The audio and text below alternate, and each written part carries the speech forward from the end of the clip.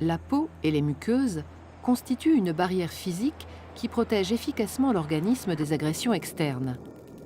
Il arrive cependant qu'à la suite d'un traumatisme ou d'une infection, lésions cutanées, brûlures, intrusions bactériennes, fongiques ou virales, des microcorps étrangers parviennent à la franchir.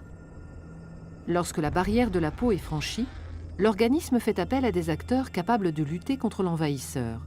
En effet, des cellules sentinelles de l'immunité veillent. Circulant dans le sang ou la lymphe, ou résidant dans les tissus, les globules blancs qu'on appelle leucocytes sont capables de détecter les corps étrangers. Les premières cellules immunitaires à entrer en action sont les mastocytes, les cellules dendritiques et les macrophages.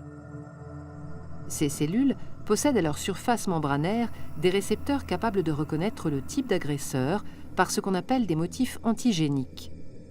Cette identification va initier la réaction inflammatoire.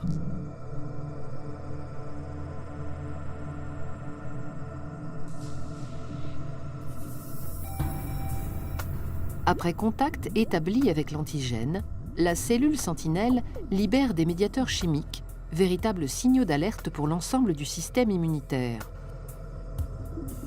Certains de ces médiateurs chimiques, tels que l'histamine sécrétée par les mastocytes, augmentent la vasodilatation et la perméabilité des vaisseaux à proximité de la zone lésée. Cela permet le passage de cellules douées d'un pouvoir phagocytaire du milieu sanguin vers les tissus. Le franchissement de la paroi du vaisseau s'appelle la diapédèse. Rougeur, gonflement, chaleur sont des signes cliniques caractéristiques de la réaction inflammatoire. D'autres médiateurs, les cytokines, émis par les cellules sentinelles, sont capables d'attirer en renfort d'autres cellules lutteuses, les phagocytes, sur le lieu de l'infection, en particulier les macrophages.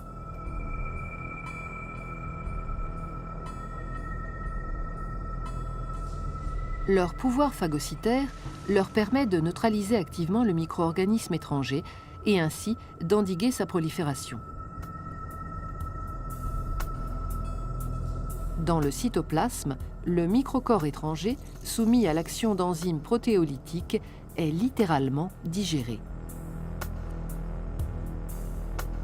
La plupart des résidus issus de cette digestion sont rejetés.